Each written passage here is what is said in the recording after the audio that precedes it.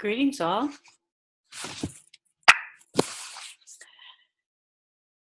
Well, what an interesting conversation about RAP. Let me first clear up any confusion about definitions. As Cecilia points out, there are two things that sound very similar, but actually are different. One is the topic of this week's discussion and literature review, which is RAP, wellness and recovery plans that individuals create for themselves. The other is wraparound, which is a team approach to facilitating the well-being of children and families, with the child and the family being part of that team. So wraparound is defined as an intensive, holistic, individualized team approach to care planning and management, with the goal of keeping children, youth, and their families in their homes and communities. Wraparound's philosophy of care begins from the principle of voice and choice, i.e. the participation and influence of the client in the care planning. The perspectives of the family, including the child or the youth, are given primary importance during all the phases and activities of wraparound, during the planning process itself, as well as determining the services and supports.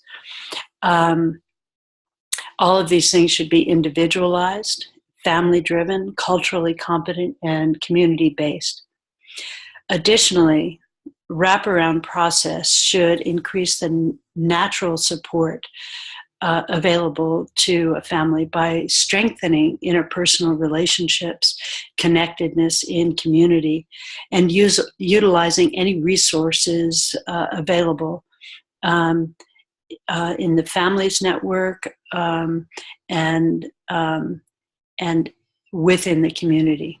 Finally, wraparound should be strengths-based, including activities that purposefully help the child and the family to recognize, utilize, and build talents and assets and positive capabilities. So the team, which includes the clients, prepares a plan, monitors the plan, revises the plan as necessary. Wraparound requires a trained coordinator. Their extensive training goes into wraparound. And as one writer points out, sometimes the coordinator is really pivotal in the success of the wraparound. And so by contrast, RAP, a wellness and recovery activity plan, is something that arose out of the mental health recovery movement. It's an individual plan. It's a self-designed prevention and wellness process that anyone can use to get well, stay well, and make their life the way they want it to be. Anyone, meaning you and me and any one of our clients and anyone at all. The typical RAP series, i.e. a class that allows people to learn about the process, a typical RAP series lasts for 8 to 10 weeks with weekly sessions of 1 to 2 hour group education. And the topics include an introduction to RAP principles, developing a wellness toolbox, creating a daily maintenance plan, identifying triggers, identifying early warning signs, managing when things break down, and crisis planning. Both wraparound and wrap are strengths-based. Both are holistic, meaning that they focus on wellness in an ecosystemic context. And both place the client or the individual in the center with a central role in planning and executing a plan. It is critically important that each of us as professional helpers do our own wrap. As several of you discussed, it's not so easy, particularly following a daily maintenance plan that is life-giving for us individually. However, insight into our own challenges in creating and maintaining a wrap program, a wrap for ourselves, that gives us insight into the challenges our clients might face. Another issue that you discussed, that Jamie brought up, was the usefulness of play as a vehicle for engagement and learning. Play is a necessary condition for learning. Play is a condition in which it is possible to experiment without negative consequences. And as Cecilia pointed out, when I was struggling with homeschooling my daughters, a teacher told me, you pretty much have to be laughing to learn something. And it's so wise. In my own work, I have often used play and humor as a vehicle for learning and as a way to create a climate and a context in which clients are feel free to explore and experiment with new behaviors. However, as you also pointed out, it's very important to be careful of humor and to be mindful of its appropriateness.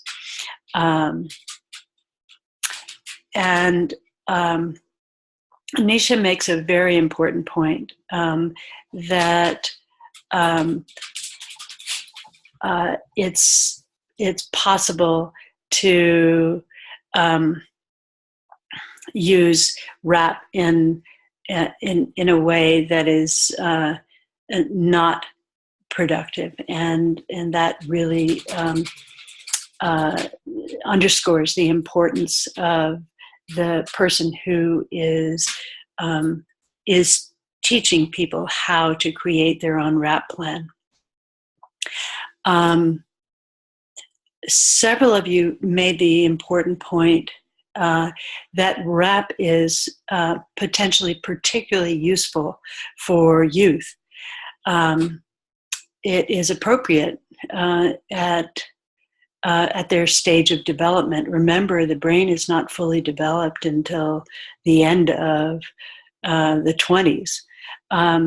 It's difficult for youth to conceptualize consequences, and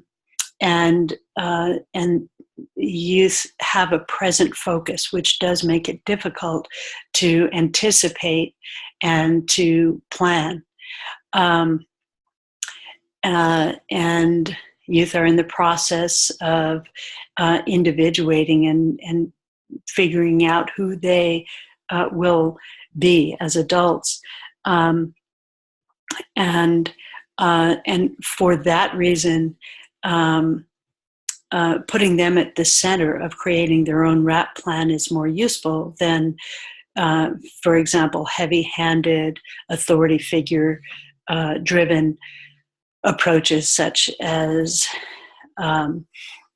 Nice and others described happening in some